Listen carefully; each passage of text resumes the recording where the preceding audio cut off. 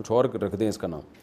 اوجڑی کھانا حلال ہے یا مکروہ؟ بکرے کی اوجڑی کا کیا حکم ہے؟ سلمان علی: جائز ہے اگر اس کو اچھی طرح سے صاف کر دیا جائے, اس کی پرت اوپر سے اتار دی جاتی ہے اور صفائی اچھی طرح سے ہو تو اوجڑی کھانا بالکل جائز ہے, اور بلکہ صحت کے لیے, پیٹ کے لیے سنا ہے مفید بھی بہت ہے.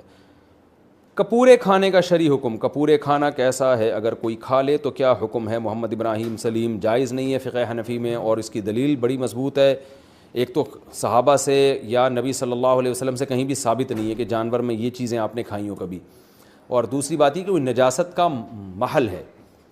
اوجڑی میں بھی نجاست جمع ہوتی ہے لیکن اس کے اوپر ایک پرت ہوتی ہے اور وہ نجاست سرایت نہیں کرتی, جبکہ جو خصیتین ہیں ان میں تو نجاست اچھی طرح سرایت کر جاتی ہے. یہ متولد بھی ہوتی ہے یہیں سے, بنتی بھی یہیں سے نجاست, اس لیے اس کا کھانا جائز نہیں ہے. باقی کسی کا اختلاف ہو, امام شافعی کے فقہ کو کوئی فالو کرتا ہے تو وہ بھی مجتہد تھے, ان کی رائے میں جائز ہے, تو پھر ایسے اختلافی مسائل میں ایک دوسرے پہ شدت نہیں کرنی چاہیے. تو آپ احتیاط کریں, اگر کوئی کھا رہا ہے تو اس کا ہیڈیک ہے, آپ اس کو الجھے نہیں آپ اس سے. تکبیرات تشریق کس پر واجب ہے؟ تکبیرات تشریق کس پر واجب ہے, اس کے پڑھنے کا کیا طریقہ ہے, نیز کتنے دن یہ پڑھی جاتی ہے؟ حسین وزیر: دیکھیں راجح قول کے مطابق تکبیرات تشریق گاؤں میں رہنے والوں پر بھی واجب, شہر میں رہنے والوں پر بھی واجب, اور مرد پر بھی عورت پر بھی, ہر عاقل بالغ پر واجب ہے. مرد اونچی آواز سے پڑھیں گے اور خواتین آہستہ آواز سے پڑھیں گی, اور جماعت سے نماز پڑھیں یا انفرادی نماز پڑھیں, ہر صورت میں واجب ہے. تو تکبیرات تشریق کیا ہیں؟ اللہ اکبر, لا الہ الا اللہ, واللہ اکبر وللہ الحمد, یہ ایک دفعہ پڑھی جائے گی تکبیر. تو مرد اونچی آواز سے پڑھیں اور خواتین آہستہ آواز سے, اور خواتین یادداشت کے طور پر اپنی جائے نماز کے قریب کوئی پرچی ورچی رکھ لیں, کیونکہ خواتین بھول جاتی ہیں.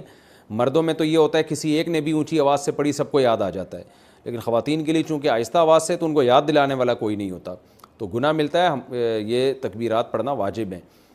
باقی یہ کہ کب سے واجب ہیں, تو 9 ذی الحجہ کی فجر, یعنی بقرعید سے ایک دن پہلے فجر کی نماز سے یہ شروع ہوں گی, اور پھر 13 ذی الحجہ یعنی بقرعید کے 3 دن اور اس کے علاوہ ایک اور دن, اس میں عصر کی جو نماز ہوگی وہ آخری تکبیر اس میں کہی جائے گی, مغرب میں نہیں کہی جائے گی.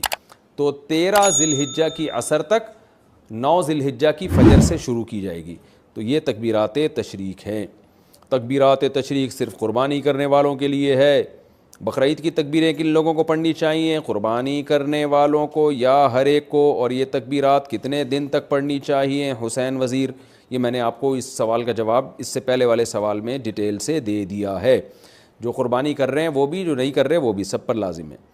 تنہا نماز پڑھنے والا تکبیرات تشریق پڑھے گا اگر 10 11 12 ذی الحجہ کو کسی نے فرض نماز امام کے ساتھ نہیں پڑھی لیکن وقت کے اندر ہی تنہا نماز ادا کر لی, تو کیا وہ تکبیرات تشریق پڑھ سکتا ہے؟ شمیم الحسن انڈیا سے: جی اس پر بھی واجب ہے, پڑھے گا. اور یہ 10 11 12 نہیں, 9 10 11 12 13 ان دنوں میں واجب ہوتی ہے. ایام والی عورت